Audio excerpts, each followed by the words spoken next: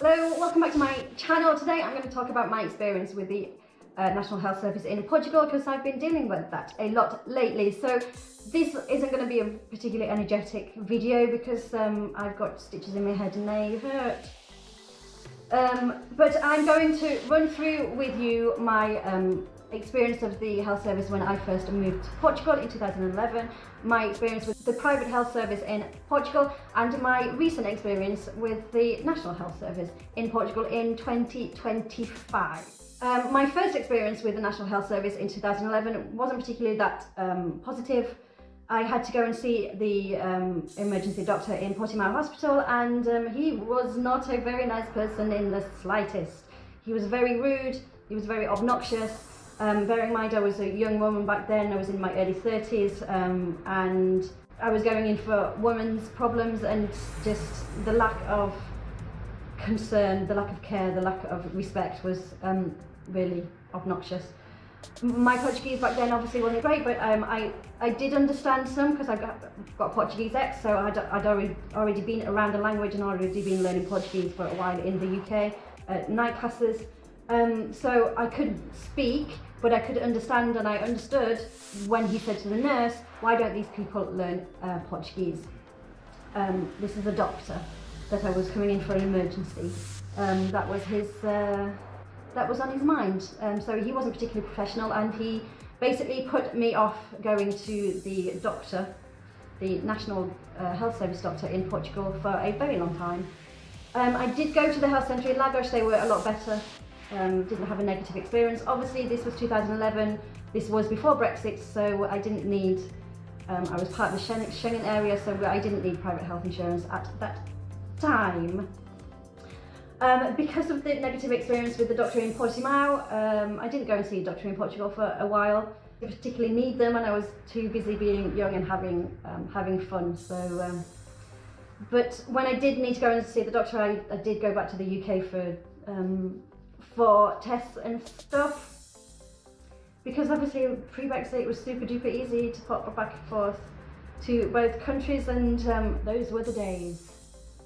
Anyway, so I didn't go with the SNS, I didn't go with the local health service in Portugal for a while. When I was in Lisbon I did go private. Again, I can't say I had a particularly positive experience going private. I had to go and see the doctor at the Hospital de Luz in Benfica. I remember waiting a long time. Obviously it's Lisbon, so it's going to be a lot busy. I remember a lot of people being there. I remember waiting for a long time. I remember the doctor being, again, not very nice to me. Again, I was there for women's problems. It wasn't the level of service and the level of kindness I would expect from a professional undergoing the procedure that she was doing to me.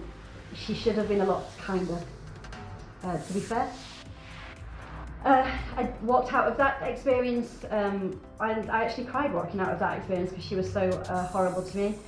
It really wasn't nice, and it was completely unnecessary. So she put me off going private in Portugal. So I didn't see a doctor in Portugal for a very long time. But this was kind of 2015, so it was kind of 10 years ago.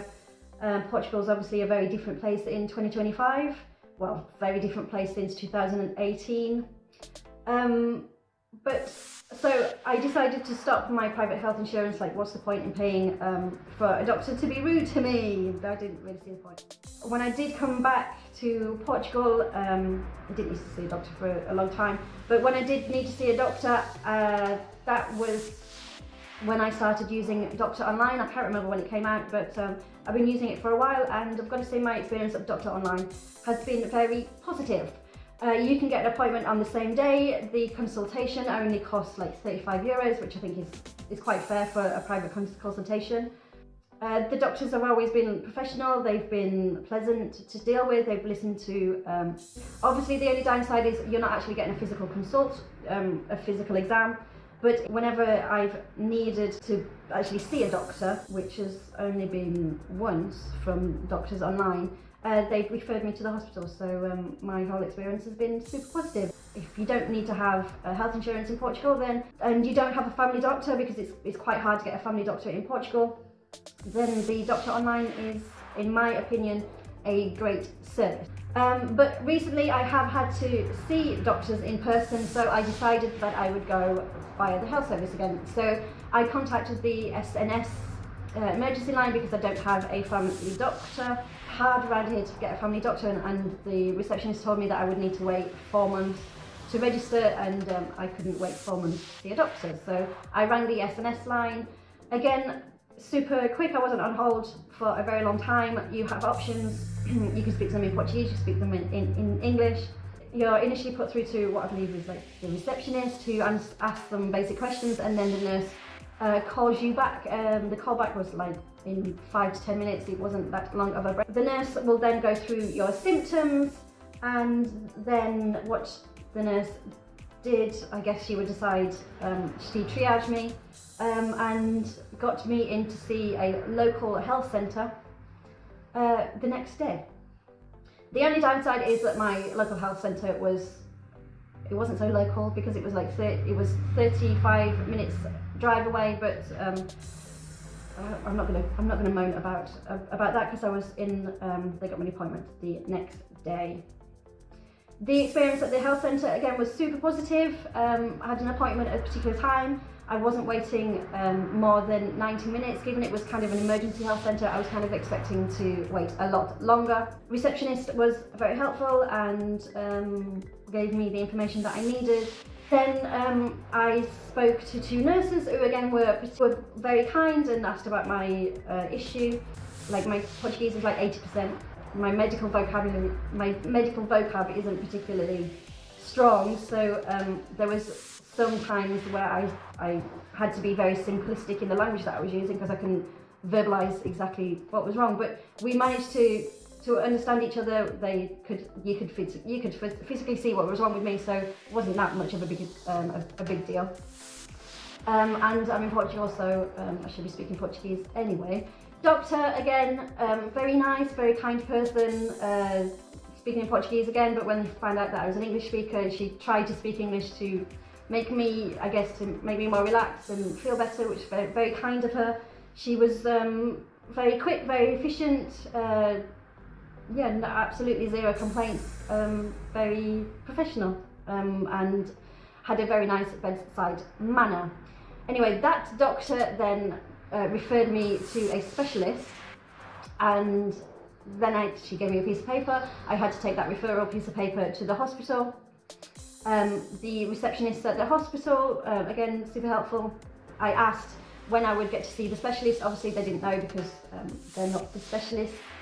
The reason why I asked, because I had to go to Lisbon to work and I wouldn't be receiving a letter. So they said that I would receive a text message anyway, or I could download the app, which I found to be a really helpful app.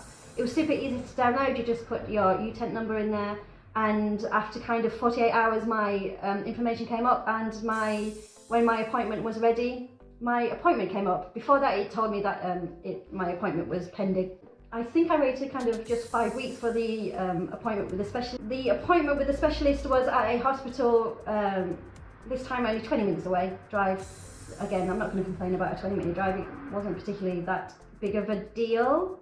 Again, I wasn't particularly waiting a long time. You go in, obviously, like when you go to the pharmacy, you've got the thing where you say you've got a Magsau, or whether you're here to see a consultant or things like that.